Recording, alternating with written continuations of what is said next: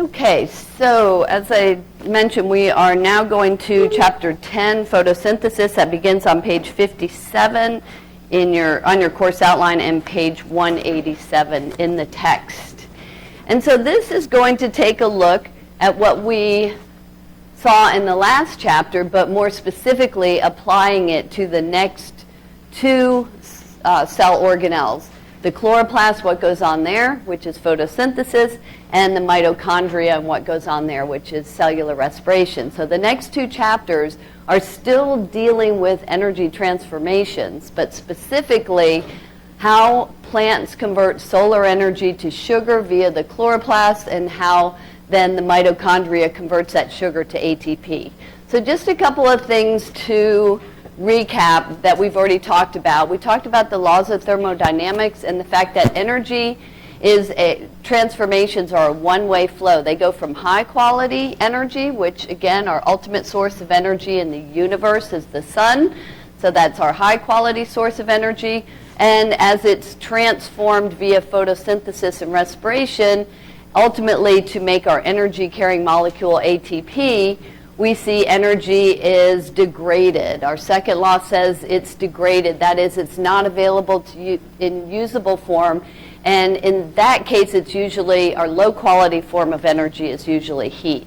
So it's a one-way street. So we have to continue adding energy to the system to keep everything going. And that's why we need the sun. That's why we're so dependent on the sun for this process. Are plants the only ones that can photosynthesize? No, actually, we'd have lots of photosynthetic organisms. In fact, in lab, you all looked at a photosynthetic protease called euglena. I don't know if you remember that. It had a flagellum, and it was swimming in the pond water, and it had chloroplasts. So there are lots of other photosynthetic organisms, but we generally think of plants when we think of photosynthesis. But either way, it is the process that converts solar energy into chemical energy in the form of sugar. So keep in mind, in those sugar bonds, energy is stored. So when we break those bonds and release energy, is that going to be exergonic or endergonic when we break these bonds and release energy out?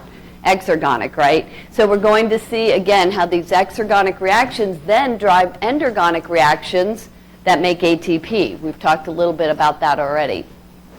So directly or indirectly, photosynthesis nourishes almost the entire living world. There are some organisms that can chemosynthesize, that is, they get their energy from chemical reactions. But again, photosynthesis, what does photo mean, by the way? Light, exactly. So it's driven by light rather than chemical reactions in chemosynthesis. So these organisms, remember, feed not only themselves but most of the living world. So they are autotrophs, self-feeding. They do not rely on us, we rely on them because we are heterotrophs. That means we rely on others for food. And here's a clip on the overall process of photosynthesis. And in this clip, it's going to talk about two major reactions, the light-dependent and light-independent reactions. So then we'll look at each of those specifically.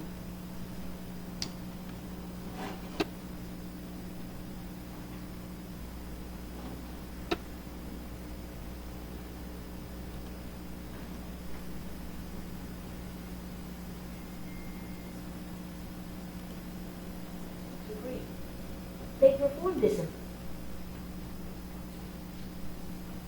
and some of the sugar is broken down by cellular respiration. Hold on a minute. I don't know how that happened. Start over.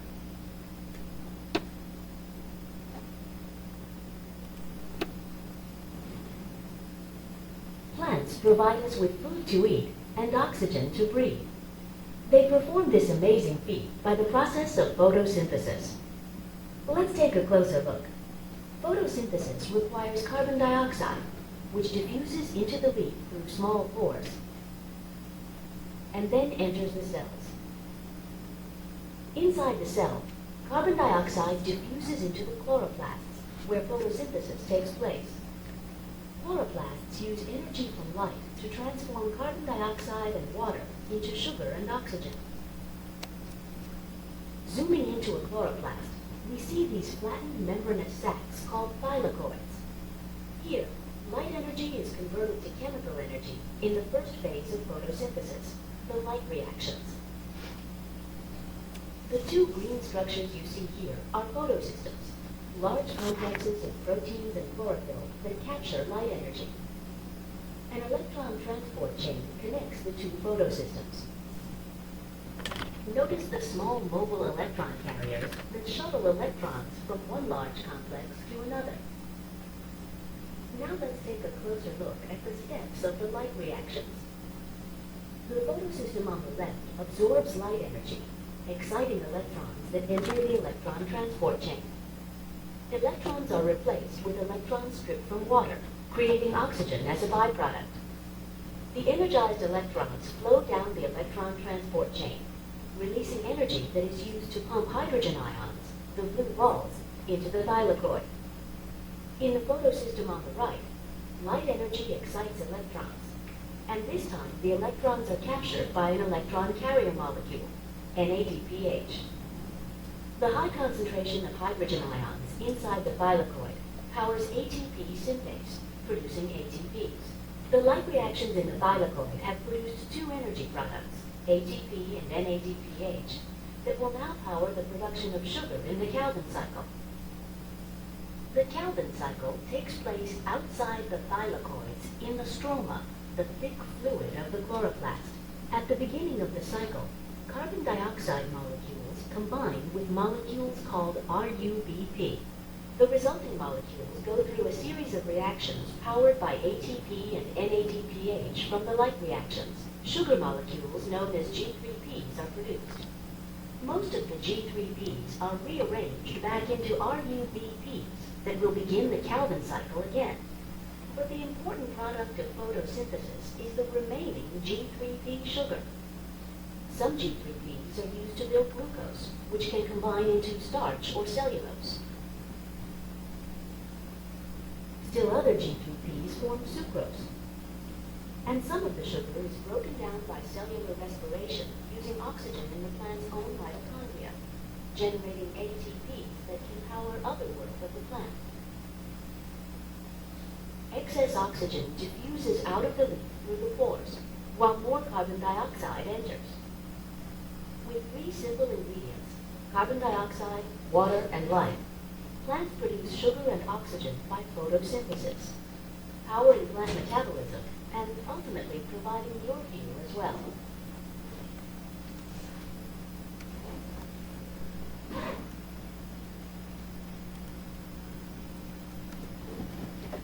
Okay, so that's the big picture, and as I said, it's not just plants that photosynthesize. We have photosynthetic organisms actually in 3 out of our 5 kingdoms. So the only organisms that are non-photosynthetic are the animal kingdom, so that's us, and kingdom fungi, so the fungus are not photosynthetic. But as I mentioned, not only do we have photosynthetic protists like euglena that you've already seen, we also have photosynthetic bacteria like cyanobacteria, which you also saw in the lab, commonly called blue-green algae or blue-green bacteria, and some other ones called purple sulfur bacteria. So lots of organisms that do provide photosynthesis for us. Where does photosynthesis take place? It's primarily in the leaves, although all the green parts of the plant do have chloroplasts and they do have chlorophyll. That's why they're green. They're actually reflecting green wavelengths of light. That's what you see. But specifically in the leaves, we see the majority of photosynthesis takes place. If we take a cross-section of a leaf, that is, cut it, slice it right down the middle here, and look inside, you'll see in this mesophyll area, which is the middle layer, mesophyll means middle, that we see there are many, many chloroplasts concentrated in that area. Also notice on the surface of the leaf, remember those leaf openings you looked at in the lab on the parts of the cell? And we saw that there were these little openings. You identified the guard cells here, but the openings themselves are called stomata or stoma. And what those allow for is the gas exchange needed for photosynthesis. For photosynthesis to occur, CO2 needs to diffuse in and oxygen diffuse out. So inside, we have all looked at these cells. This looks a lot like the Elodia cell that we saw in lab, and all these little green balls, remember, are the chloroplasts. So hopefully you all were all able to see those. But if we blow this up and we look, we can see these stacked discs, which I keep referring to as chlorophyll pancakes. They're green because they have chlorophyll in them, which is our light-absorbing pigment molecule for photosynthesis. And then they're all connected by the channels that you see here, and collectively this whole area is called the thylakoid system. And then surrounding the pancakes, remember we have a fluid area which is called the stroma. Stroma, I always say, is like the sugar on the pancakes because that's where the sugar is produced. Also, hopefully you remember that the chloroplast has both an outer membrane and an inner membrane and then a space in between. So we're going to look and see different things happen in these different membranes and in the stroma versus the grana. This is the equation for photosynthesis. Many of you have probably seen this before. We have CO2 from the environment and water, as well as light energy coming from the sun. So these are our reactants, and remember the arrow always points towards the product. Yes?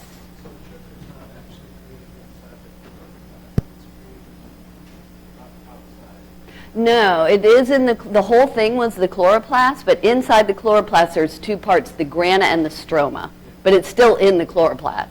So the stroma is just outside the grana, but so it begins in the grana and then sugar is produced in the stroma, but it's still in the chloroplast. Yeah. So the reactants here, CO2 and water, as you can see here, form these products. This is the whole point, to make this molecule C6H12O6, which is sugar.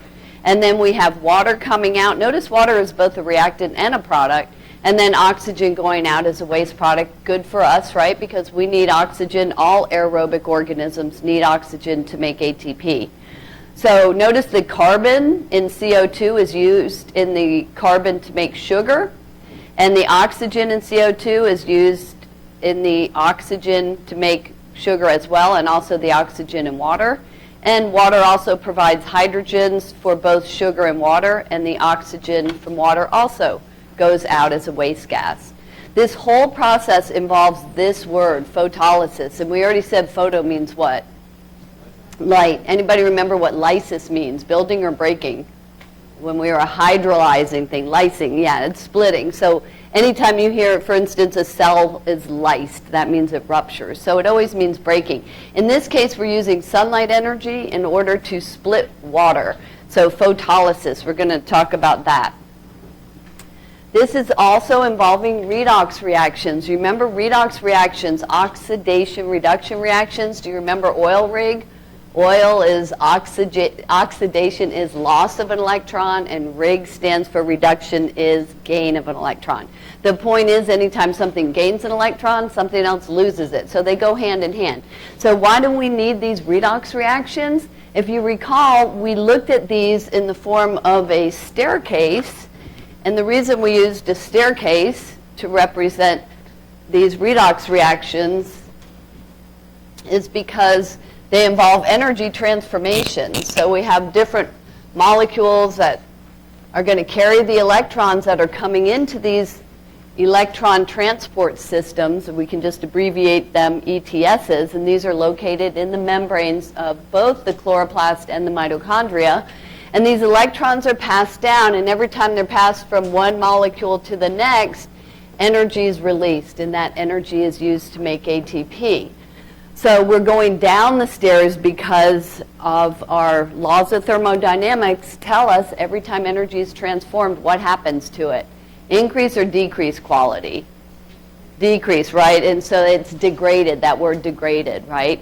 So photosynthesis is a redox process in which water is oxidized, CO2 is reduced. And the point is, again, we're going to need these redox reactions to release energy for ATP production. As I mentioned, there's two stages of photosynthesis. We have the light-dependent and light-independent reactions. If you have learned these before, you may have learned them as light and dark reaction, and sometimes you'll still hear them referred to that way. I don't really like to say dark reaction because that implies it only happens in the dark, whereas the light reaction only occurs in the light. That's true, but the light-independent reactions, also known as the Calvin cycle, so it's a cyclic pathway, occur 24/7. So regardless of whether there's light, that's why we call those the light-independent reactions. So notice the light-dependent reactions are the photo part of photosynthesis. This is involving light. And that is followed by the synthesis part, which is synthesizing what? What are we trying to synthesize in this whole process? Energy in the form of photosynthesis is converting solar energy to what? What's the bottom line? Sugar, right, yeah. And there is ATP involved as well, absolutely. So this is just an overview of these two processes. Notice the light reactions occur in the pancakes. Why? Because they're chlorophyll pancakes. That's where the sunlight absorbing pigment molecule chlorophyll is located.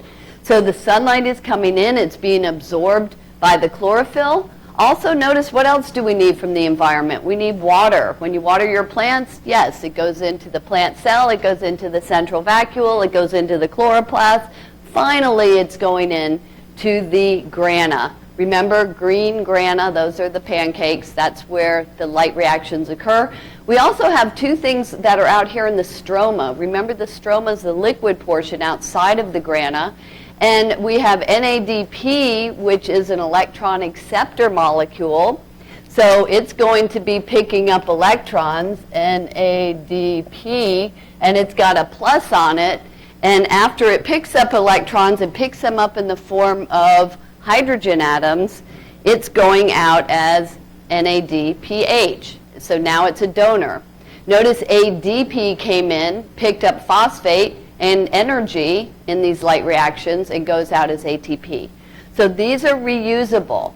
They come in as acceptors, go out as donors, drop off their supplies. In the case of ATP, it's dropping off energy. NADPH is dropping off electrons and then coming back for more. So that's what they're doing. They're reusable. And notice also the water that is coming in from the environment is providing those hydrogens picked up by NADP, and the oxygen is stripped off and goes out as a waste gas. So good for us, right? Plants are giving off oxygen, and we need that oxygen. Both plants and animals need that in cellular respiration, our next chapter. So two things from the environment, light and water, and then two things from the stroma, NADP plus and NADPH. What's going out? Three things: oxygen, ATP, and NADPH. So as you look at these reactions, just try to keep track of what are the inputs and what are the outputs. What's coming in, what's going out. That's all you really need to focus on right now. And why do we need ATP and NADPH? It turns out it drives the Calvin cycle. This is a cyclic pathway that is out in the stroma. And what's the purpose of the stroma? What's the syrup on the pancakes making? Sugar. So that is what the Calvin cycle's main purpose is, to make our energy-carrying molecule sugar here. And that's going to provide energy for all the heterotrophs in the world that need energy from plants, photosynthesis, that is. So CO2 is also coming in from the environment. This provides the carbon for sugar. And what is going out after the ATP and NADPH drop off their energy and electrons, they go back out as NADP and ADP. So they are recyclable. So they go back and forth, picking up and dropping off supplies. So again, the main purpose of these reactions out here, which we call the light-independent reactions, are to make sugar. And also very important to note, this is where CO2 is used, in this reaction only.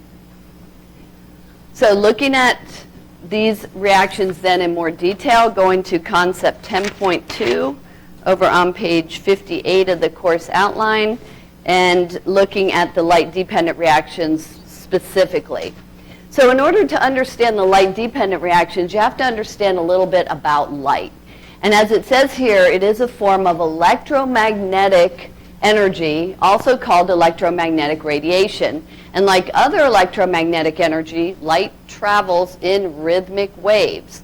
And the wavelength is the distance between the crests of the waves and the wavelengths determine the type of electromagnetic energy. So we have this whole spectrum called the electromagnetic spectrum that is the entire range of the electromagnetic energy. And it includes everything. But out of all of that, we're only focused in photosynthesis on just the part that we call visible light. That's what you see when you look at a rainbow. How do you remember the colors of the rainbow? Anybody know the mnemonic? Roy G. Biv, good job. So Roy is for Roy, R-O-Y, right? Red, orange, yellow, G for green, and Biv, blue, indigo, violet. Those are the colors of the rainbow. And that is what makes up our visible light portion of this entire electromagnetic spectrum. Wavelengths, notice, are measured in nanometers. These are very, very small. They are equal to 1/1,000,000th of a meter. So you remember a meter stick is about this long. So these are teeny tiny waves. And light also behaves as though it consists of discrete particles called photons. I always think of photons as sort of like those balls in a tennis ball machine that throw out the balls one at a time. Photons are coming into our atmosphere kind of like that. They're packages of light energy, and they're hitting us in these little spurts.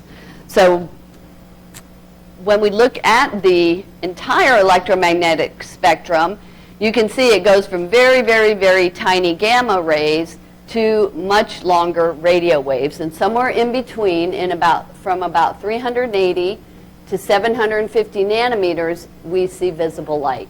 Here's our Roy G. Biv. Red, orange, yellow, green, blue, indigo, and violet. So this end are the shorter wavelengths, this end are the longer wavelengths. And notice the shorter wavelengths are higher in energy. The shorter ones are traveling faster, more energy.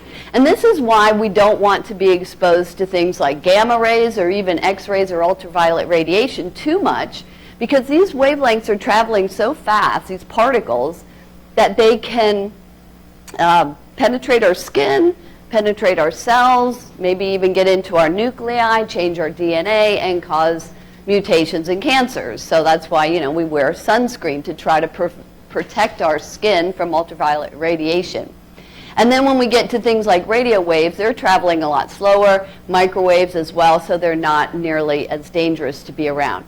But again, somewhere in between is this little section that we focus on in photosynthesis called visible light.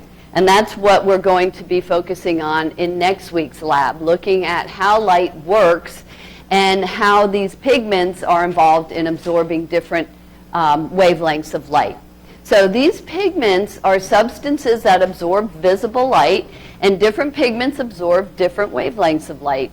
And the wavelengths that are not absorbed are reflected or transmitted. So when you look at plants are mostly green. Does that mean the green wavelengths of light are being absorbed or reflected? Again, what you see is what is being reflected. So they don't tend to absorb green wavelengths of light. So that's all wasted energy. And that's why we need accessory pigment molecules to come in and absorb maybe green and yellows, but they're going to reflect other colors or other wavelengths of light. So that explains, for instance, when you see different colors in vegetables, like carrots are orange, or red cabbage has the red color to it, or even the flowers. These are different kinds of pigments. And here's a clip on light and pigments and how that works.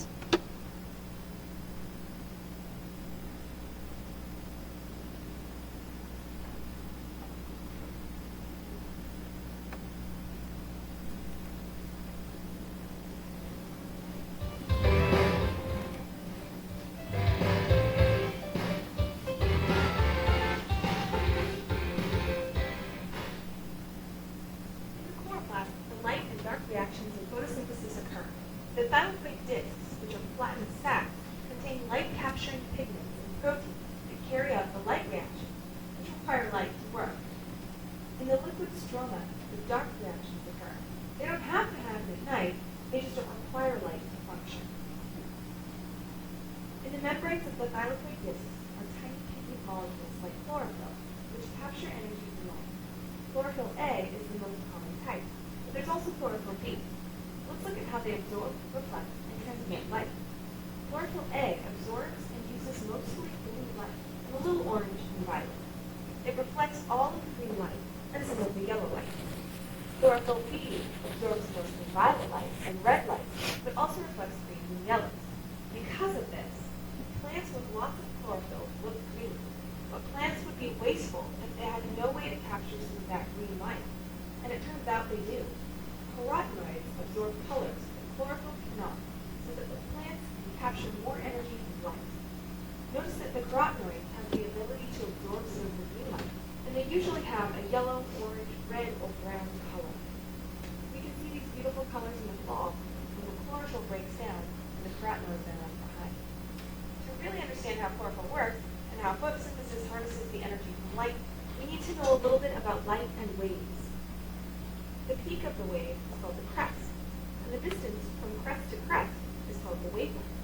The number of waves that pass a certain point per second is called the frequency. Low frequency waves move slow and tend to be larger, and high frequency waves are fast and high energy with short wavelengths. The spectrum of electromagnetic radiation, which includes visible light, has slow, big radio waves on one end, and high energy, high frequency, gamma waves at the other end. Visible light makes up only a tiny portion of the spectrum, but it includes all of the colors we can see: red, orange, yellow, green, blue, indigo, and violet, or bright deep-red. The light towards the red end have lower energy, bigger wavelength, and a lower frequency. And light with the violet end has high energy, small wavelength, and high frequency. When light strikes an electron, the electrons get excited and jump to a higher energy level. Then that excited electron can either be captured by a molecule that's part of a chemical reaction, like in a light reaction in photosynthesis, or the electron will fall down to a lower energy level. When an electron falls to a lower energy level, it emits a photon of light. In this case, the electron has fallen to its ground state, the lowest energy level. Chlorophyll will emit a red light when it falls to a lower energy level. Thanks for watching this episode of Teacher's Pet. Don't forget to like and subscribe and follow me on Twitter at SciencePet.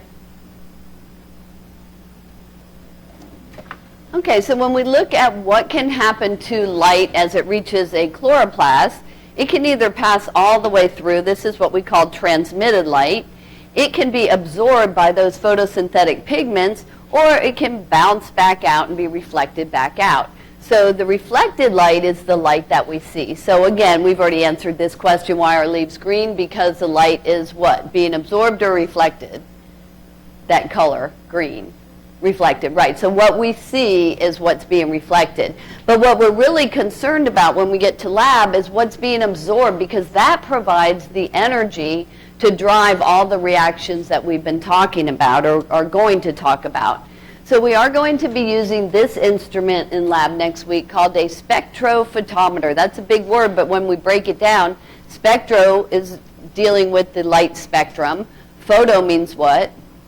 Light. And it's a meter that measures all of that. So it measures a pigment's ability to absorb various wavelengths of light. And it really measures two main things: what light's being absorbed and what light is being transmitted through. But for our purposes, we're again concerned about what light is being absorbed, because that's what we are, that's the energy used to drive these reactions. So before I talk too much more about this, I wanted to show you a clip on how to use the spectrophotometer, because when we go to lab next week, each group is going to be assigned a couple different wavelengths of light. And then you're going to measure the absorbance of chlorophyll. So we're going to have a chlorophyll sample, and everyone's going to measure that at different wavelengths, and then we're going to pull the data and graph it and get an absorbance curve for chlorophyll. And so when you do this, it's really important to calibrate the instrument every time you change wavelengths. You have to recalibrate it. So if you read the lab, you'll see there's a bunch of directions. There's a long version and a short version.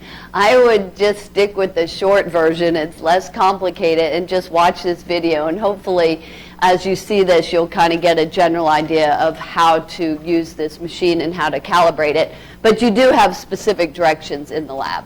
And I'll go over this again, but here's just so you know kind of how it's going to work.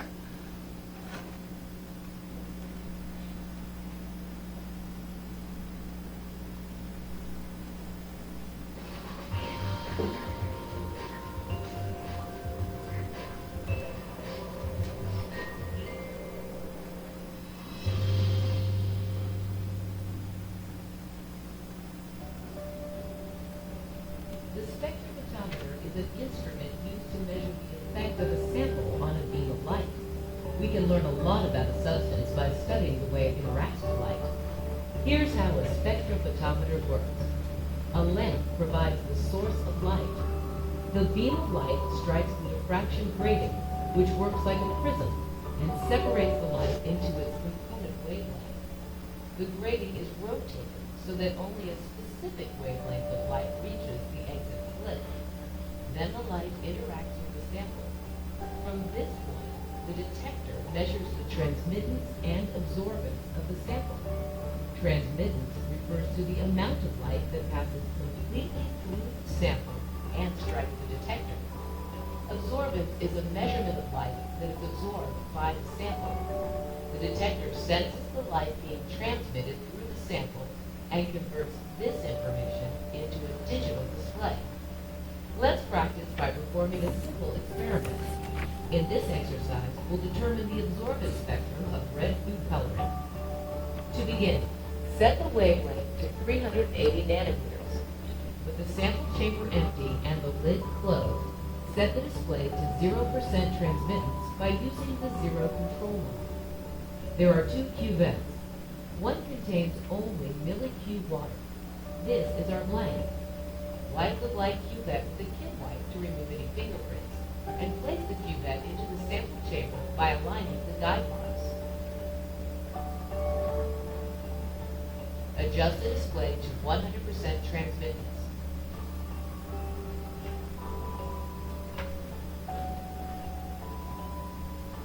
Remove the cuvette with the blank solution. Now set the display mode to absorbance by pressing the mode control key. The second cuvette contains millicube water and red food coloring. This is our sample. The absorbance of the sample is 0.845. Press the mode control key to select transmittance. The transmittance for the sample is 14.2%.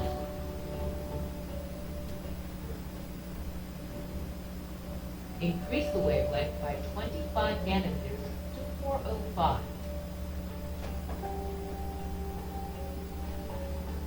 Wipe the blank cuvette again and place it in the sample chamber.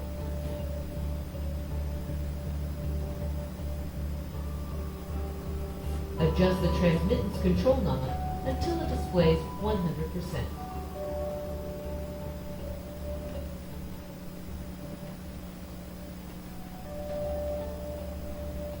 Now, remove the blank.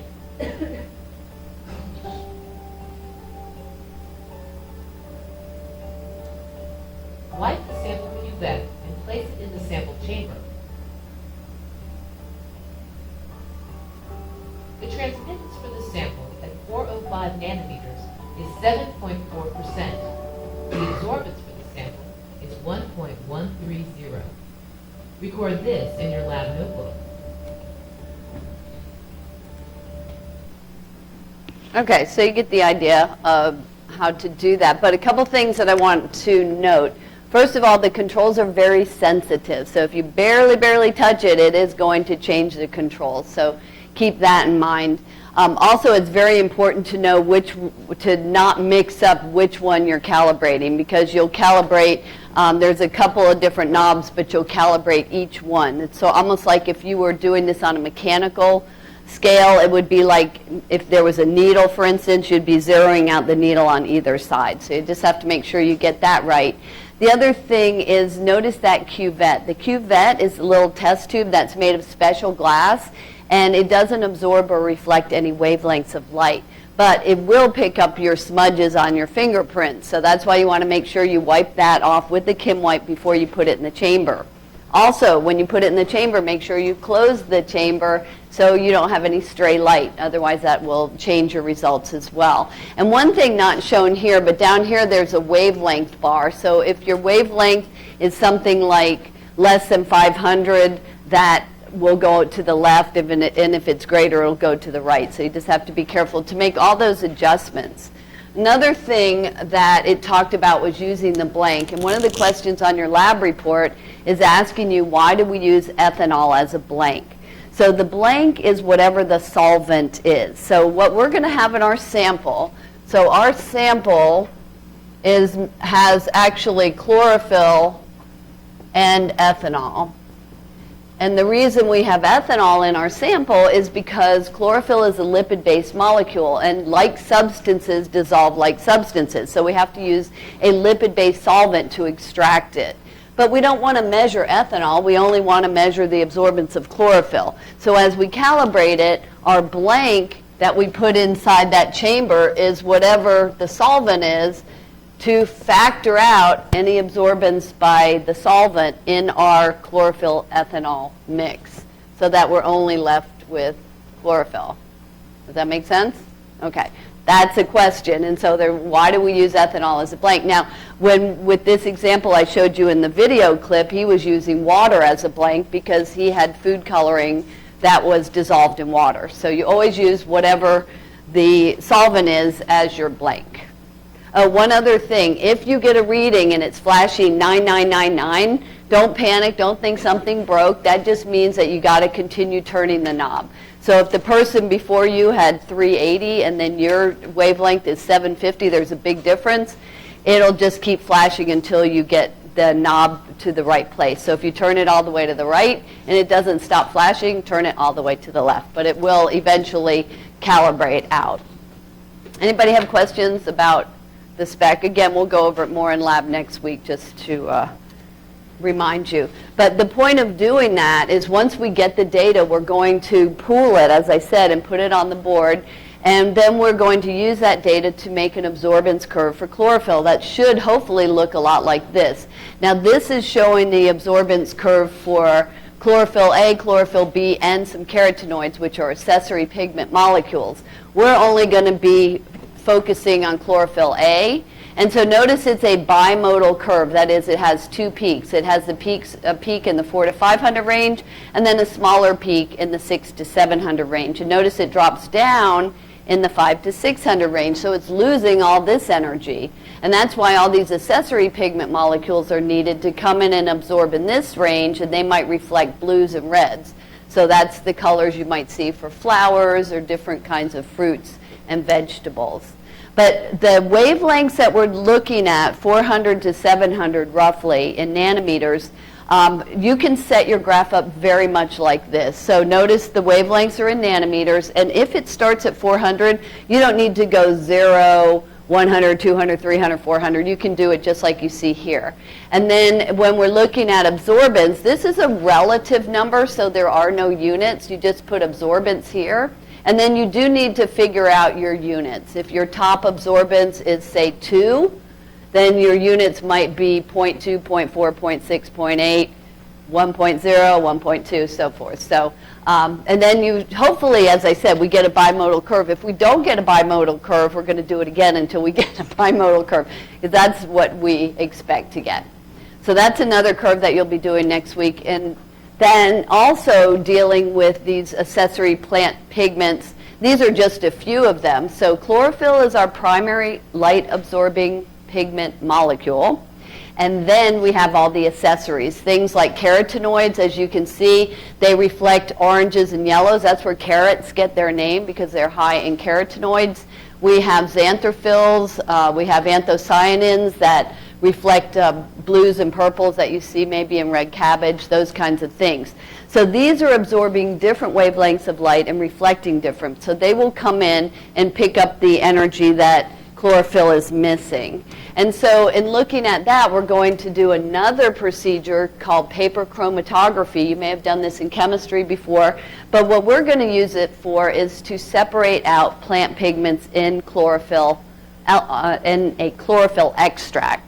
And so what you do here is you use a special piece of paper that will absorb the chlorophyll extract, and it is called chromatography paper. And we're going to take a leaf and put it across the bottom at right in front of that point, at the pointed end of the paper. And then you're going to roll, not a quarter, we have washers, but you're going to roll it across and then move the leaf and roll it again, and do this as many times as you can so you have a nice dark one green line.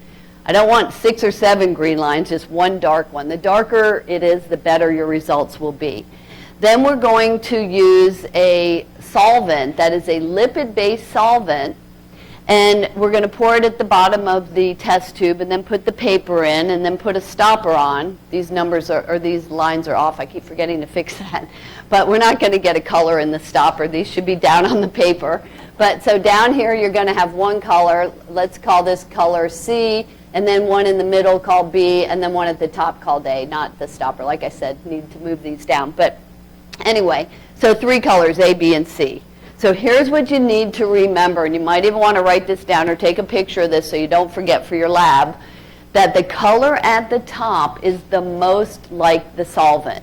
So what the solvent did is that as it got absorbed, it attracted anything like it. Remember, like substances dissolve like substances. So as it got to the top, whatever colors are at the top are going to be just like the solvent. Well, if it's a lipid solvent, the solvent is hydrophobic, right? It doesn't mix with water, and that's also nonpolar. So color A, to answer your questions on your lab, is going to be hydrophobic and nonpolar. Color C at the bottom, that was so repelled by the solvent it wouldn't even move at all, is going to be just the opposite, hydrophilic and polar, okay? So keep that in mind. It sometimes seems reversed, but whatever color gets absorbed with the solvent is most like it, and that's going to be the color at the top. If I had used water as a solvent, this would be reversed, right? Because as water moved with it, it would take the bottom color with it, the hydrophilic polar color, right? So this is on your lab practical as well. So does anyone have questions? Does that make sense? Whatever, just remember this, whatever color's at the top is the most like the solvent. You just have to know what the solvent is. Is it polar or nonpolar? Is it hydrophobic or hydrophilic? And if it's hydrophobic, it's always nonpolar. If it's hydrophilic, it's always polar, water-loving. Remember, water is polar. That means charged. It conducts electricity. That's why you never want to be standing in water and touch an electrical outlet, right? It will pass a current right through you. So we're also going to use a spectroscope to look at some chlorophyll extract. And a spectroscope looks like a little telescope, and as you look at light through this little telescope, it's got a little slit here, and you will see all the different colors out to the side. So the line in the middle will be, if you're looking just at plain white light, you'll see a white light, and then out to the sides you'll see 2 rainbows. Roy G. Biv, right? Then you're going to put chlorophyll extract right in the line so the white light turns green. That's how you know it's in the right place. And then you're going to see, almost like an eclipse, the rainbow is going to change, and any colors that are absorbed by chlorophyll are going to disappear. So what color should not disappear? What color is not absorbed by chlorophyll but reflected? Green. So the greens and the yellows. So remember this bimodal curve. So once you put chlorophyll in the path, the blues and the reds hopefully disappear, and the greens and the yellows are remaining. I can't see this for you, so that's why I tell you this is hopefully what you'll see as you do that. But you're expecting all the colors absorbed by chlorophyll to disappear. So again, that would be the deep blues and the reds first of all. Now, the problem with this part of the lab is if you move around, you're getting different angles, it's going to change a little bit. So if you've just got to be spot on and have it straight in front, and you should be able to see that. So one more thing about these accessory pigments, in the clip I showed you address this a little bit. Why do leaves change color in the fall? Anybody know? What are we seeing when we see all these colors? Yes. It is. It's dying. It's starting to die off. What's causing it to die? Is it the temperature? Because it's cold, or something more important? It's the day length. Right? What happens to the day length in the winter? Even down here, it shortens. But it doesn't shorten enough to really affect chlorophyll. But up north, where we have deciduous trees, those that lose their leaves in the winter, it does have a big effect. And here's a clip that explains that.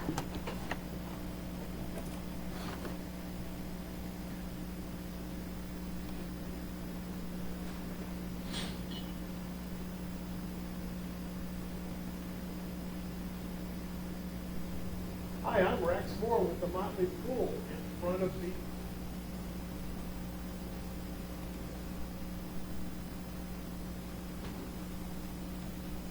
changing leaves of autumn are really awesome to look at, but they're also a really striking example of nature taking extreme measures to protect itself. You're probably familiar with photosynthesis. It's the process plants use to turn carbon dioxide, water, and light energy into sugars and oxygen. And you probably also know that photosynthesis depends on a pigment, a colored compound called chlorophyll. But you may not realize that plants contain lots of other pigments as well. Some of the most important are the carotenoids, yellow, orange, and brown pigments that give color to things like corn, carrots, pumpkins, and sweet potatoes, and the anthocyanins, which give red and purple color to cherries, berries, pomegranates, and red apples, to name a few. All of these pigments play an important role in the plant's function, but there's usually far more chlorophyll in a plant than anything else because photosynthesis is a plant's #1 job. However, many trees are less active in the winter because they grow at northern and southern latitudes. They get less sunlight during those months. These trees are called deciduous, from the Latin word that means to fall off. Since deciduous trees don't do much photosynthesis in the winter, it doesn't really make sense to spend a bunch of energy maintaining big green leaves. So when the days get shorter and the temperature gets cooler, they send less of their limited resources to the leaves and start using what water and nutrients they have to keep the rest of the tree alive. The chlorophyll in the leaves breaks down, and the green color gradually goes away. And when that happens, the other pigments, which were there all the time, are better able to show off their colors before the leaves die entirely and fall off the tree. So the leaves aren't actually changing pigments. They're just losing their strong green pigment to reveal the other colors in the tissue. After the tree stops supply of food and water to the leaves, all that's left is for the tree to cut them off. The tree forms a special layer of weakly bound cells near the base of the leaf's stalk. Then another layer of cells at the very bottom of the stalk expands to push the leaf away. Eventually, the leaf can be knocked off easily, even by a light wind. And then it's your job to rake them up. Thanks for asking, and thanks to our subbable subscribers who keep these answers coming. If you have a quick question, let us know on Facebook or Twitter. So we see how come they fall off, but when they come back, how did they get through the winter if they have no leaves and they have no photosynthesis? How do plants store energy? Anybody remember that? In the form of, think of potatoes, starch, right? So in their roots, they have a lot of energy stored as starch, and so they can live from that until the day length increases. That activates the chlorophyll, that activates the leaves to come back, and everything's back on track again. So again, you see this a lot more up north than down here in Florida, since we don't have, the day length doesn't change as drastically. So again, we're going to look at these two different reactions, the light-dependent reaction and light-independent reaction. We're going to start with the light-dependent reaction, looking specifically at what are known as photosystems. Photosystems, again, breaking that word down, photo is a system that involves light, specifically absorbing light. And it consists of a reaction center complex, which is a type of protein surrounded by light harvesting complexes. And those complexes are pigment molecules bound to proteins that transfer the energy of photons to the reaction center. So it all begins with light coming into the system in the form of photons. So where is this all happening? Remember, this is all happening in the chloroplast, but specifically in those pancakes, the green grana, that's where the chlorophyll is. And where is the chlorophyll specifically? Notice the thylakoid membrane, which is all this whole green system is called the thylakoid system. That's made up of a lipid bilayer, just like our cell membranes. These are phospholipids, just like our cell membranes. And just like our cell membranes, we have proteins embedded in them. And these proteins then are going to make up a complex. There's also chlorophyll located in these proteins, and collectively these are going to be called a photosystem. So here's a whole photosystem. Here's all these chlorophyll molecules embedded in it, and here's the photons coming in from sun, the packages of light energy, and they're being absorbed by chlorophyll in these different areas. And as they absorb energy, what's going to happen to molecules as they increase in energy? Do they become more or less stable? If you increase energy, you what? Increase or decrease stability? Increase energy, decrease stability. It makes them more unstable and more excitable. And so they start bouncing around. And as they bounce around, they continue passing this energy around until they finally make it to a special chlorophyll area called the reaction center. And this is an electron donor, and it passes it up to, guess what? An electron transport system. So these electrons ultimately end up here at an electron acceptor, which will pass it down a staircase or an electron transport system. Here's another way to look at how photosystems harvest light in these photosystems. So here's that thylakoid membrane, those phospholipid bilayers. This whole purple area is the photosystem. And we have light harvesting complexes, and we have the chlorophyll molecules here in green, and then this special pair of chlorophyll molecules that absorb. Once the electrons make it to this area, they are then passing it to an electron acceptor molecule, and then it will go down the stairs. So that's just another look at the whole thing. So there are two types of photosystems in the thylakoid membrane, photosystem 1 and photosystem 2, abbreviated PS1 and PS2. But the photosystem 1 is best at absorbing at a wavelength of 700 nanometers. So this reaction center is often called P700. We'll see it PS1 or P700. And then photosystem 2 is best at absorbing at wavelength of 680, so we call it P680. And then there are also two types of photophosphorylation. There's another big word. Break it down. Photo, using light. Phospho, involving phosphorylating ADP to make ATP. So photophosphorylation, we're using sunlight energy to phosphorylate ATP. And there are two pathways, the cyclic and non-cyclic, also known as linear. So here's how these work.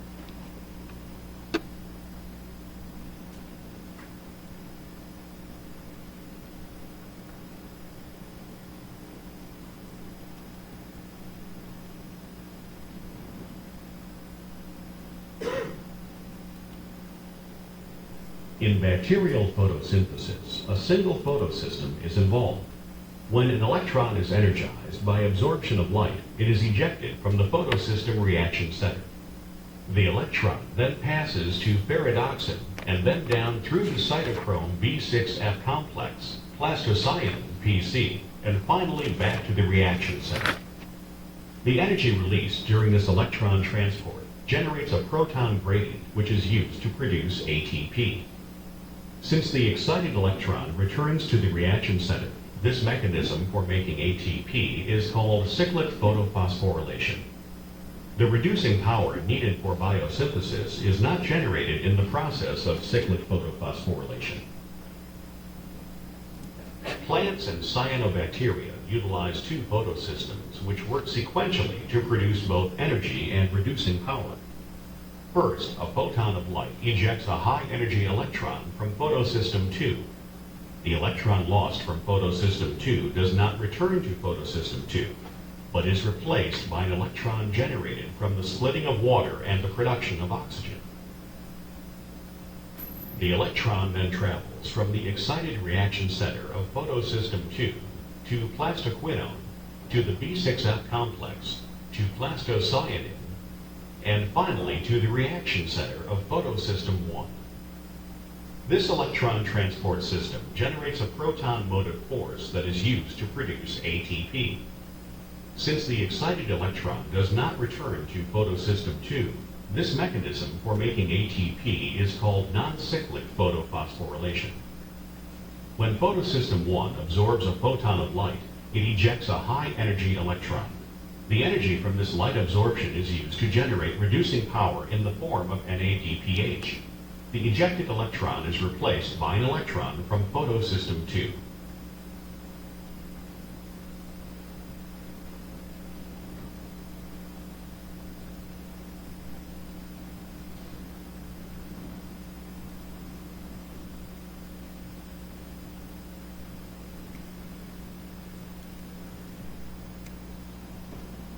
Okay, so I'm going to talk about these in the same order that clip did, so it's a little different than what's in the outline. But on page 62 is the cyclic electron flow. And in cyclic electron flow, what's happening here is the electron is reusable, so it's going around and around. It doesn't produce a lot of energy, and only really primitive life forms like bacteria can get by with this kind of system. But as you see here, what's happening is we do have a photosystem, but only one photosystem, one electron transport system, and one product, ATP. So I call this the 1-1-1 system. One photosystem, one electron transport system, and one product, ATP. So it does produce enough ATP to keep some organisms photosynthesizing, but again, it's not very common. But what we normally see, going back to the linear or non-cyclic pathway, this is seen in most plants and higher level organisms. As you, this is jumping back over to page 60 on the outline, looking at how this linear pathway works. This is what I call the 2-2-2 system. It has two photosystems, two electron transport systems, and two products, ATP and NADPH, which we'll see. Notice we start with P680. Remember, that's that special type of chlorophyll that absorbs at that region. And what happens here is, hey, oh, thanks. Awesome. What's that? No, I'm going to bring it back here anyway, so I'll just, yeah, thank you so much. Yeah, it should, right, okay. This is working great, I appreciate it. Thanks. You too, new camera. Sorry about that. Anyway, on the linear pathway, as I was saying, we start with the P680. Notice sunlight energy is hitting chlorophyll just like we talked about, and it is jumping around. Eventually it gets to P680, which bounces it up to an electron acceptor molecule, and it's going to go down an electron transport system, and that's going to generate some ATP. Notice that this photosystem is called photosystem 2 because that's the P680 one.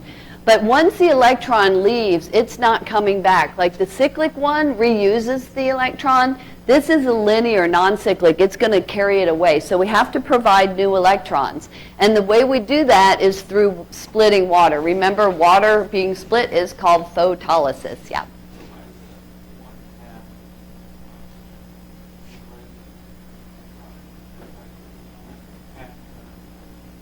So that's what I'm getting to. The reason that this one is releasing oxygen, yeah, so because this one's using water. And when it uses water, that word's photolysis, remember it's going to split water into three things. So we've got H2O being split into actually three things here. The oxygen is going to go off as a waste gas, so that's why you see in red there the oxygen going off. The hydrogen atoms are split into two things, electrons, but remember hydrogen atoms only consist of one electron and one proton, right? So if I take the electrons and pass them through the electron transport system, the only thing that's left is that proton, also known as hydrogen ions. So photolysis of water then yields these three things. So the electrons replace those that are going to be carried out. The oxygen goes out as a waste gas. I'm going to talk about what happens to these hydrogen ions in just a second. But the electrons then, once they reach the primary acceptor, they go down this electron transport chain, also known as electron transport system. So you might see it abbreviated ETS or ETC, either one. That's an or. And as it passes down, notice it releases enough energy to make ATP. So far we have ATP, but then there is a second photosystem, photosystem 1, that has P700. So this has, again, the 2-2-2 system, two photosystems, and we're going to see a second electron transport system and a second product, NADPH. It's a one-way flow. Why are these electrons flowing from photosystem 2 to photosystem 1? They were actually named according to when they were discovered, so it doesn't mean anything about what order. But photosystem 2 has P680, photosystem 1 P700. Notice once they leave P700, they go out and are carried out by NADPH, an electron carrier. Where are these two things going? Where is ATP and NADPH going? Out into the Calvin cycle, into the stroma, right? So right now this is only the light-dependent reactions. 2-2-2 system, we have two photosystems. Photosystem 2, photosystem 1. 2 electron transport systems shown here and 2 products. The first one yields ATP, the second one carries the electrons out. They're gone. Now we have to keep adding water to provide more electrons. The oxygen goes out as a waste gas. The only thing we haven't talked about is what happens to these protons or hydrogen ions. Everybody with me so far? That makes sense? Okay. All right. A good analogy, I love this, is looking at this mechanical analogy. So look at the photons. The photons, these 2 guys are hitting these balls representing electrons simultaneously. So both photosystems are being hit by sunlight energy simultaneously. This is all happening at the same time. But if we start with photosystem 2, notice that electron gets bumped up to an acceptor up here at the top. She's going to roll it down, get that mill turning, and that's going to generate enough energy to phosphorylate ADP to make ATP. Notice when it gets to the next stop, photosystem 1, it gets bounced up to another acceptor who now puts it in the bucket to carry it out.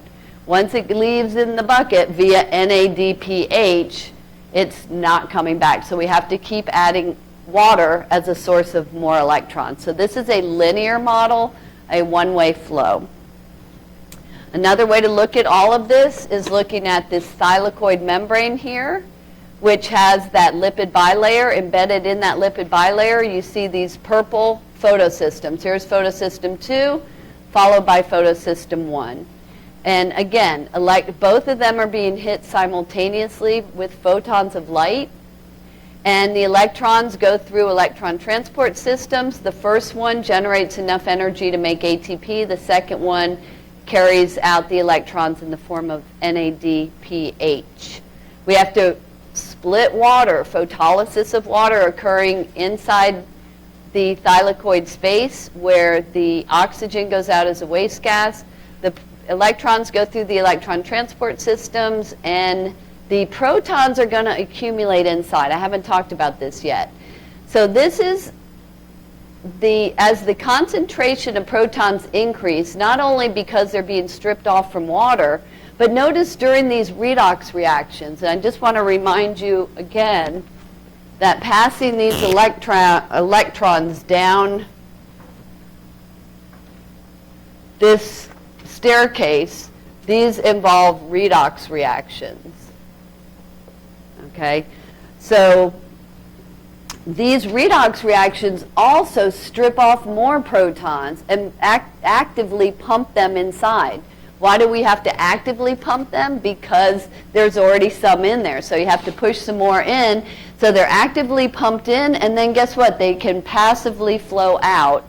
And the only way they can get out is through this special channel known as an ATP synthase channel. What do you know about synthase? It ends in ASE, so what must it be? ASE? An enzyme, exactly. And this is the enzyme needed to convert ADP and phosphate to ATP. So it has to have an ATP synthase channel involved in order to get ATP. This is what we call chemiosmosis. It refers to a water push. As water is split, it keeps pushing all of these through. And again, we set up 2 gradients. We have a concentration gradient that is more hydrogen ions inside than out. We have an electric gradient that is more positive charges inside than out. So which way do they want to move? From inside to out, right? Things like to spread out, go from high concentration to low. And so that's how we activate the ATP synthase channel. As we increase the hydrogen ion concentration in that channel, it's going to become more acidic. And as you know, enzymes are regulated by pH. That's one of the things that regulates enzymes. And that's what today's lab is about, actually. So here's a clip on this whole thing.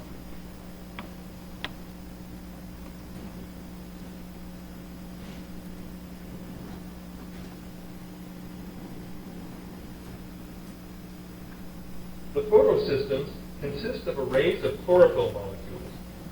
Chlorophyll, the green pigment of leaves, absorbs light energy.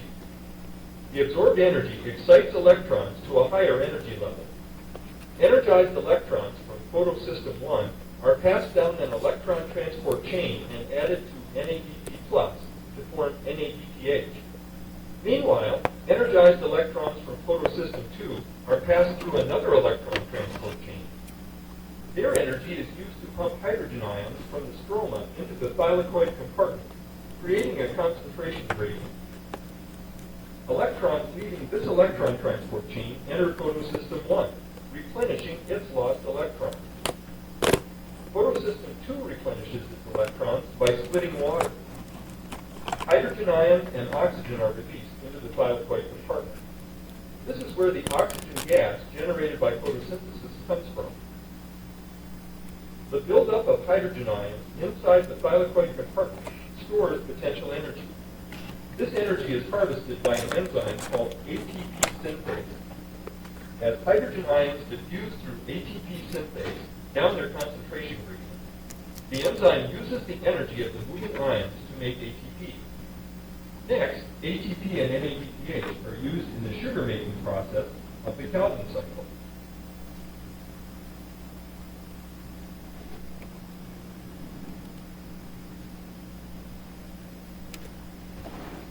Okay, so by now you might be saying, how am I going to remember all of this?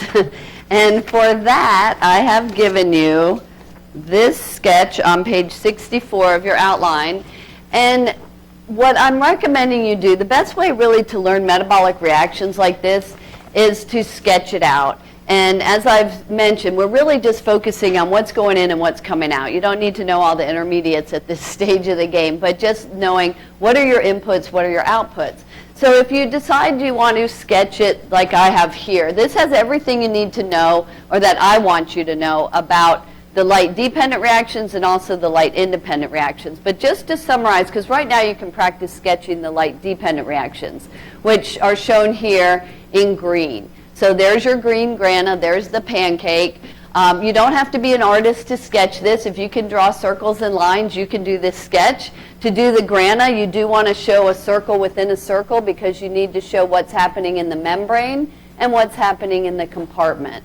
And notice in the compartment, water's being split. There's photolysis of water. Oxygen's going out. Remember, the electrons from water go through the electron transport systems and photosystems, and in the end are carried out by NADPH. The protons that accumulate here, you see in the hydrogen ion reservoir in the thylakoid compartment, move through this ATP synthase channel, and that forms ATP. So here's your 2-2-2 system. You've got two photosystems, photosystem 2 with P680, photosystem 1 with P700, two electron transport systems, here's one and here's one, and two products in the yellow boxes, ATP and NADPH. That's essentially everything you need to know right now about the light-dependent reactions.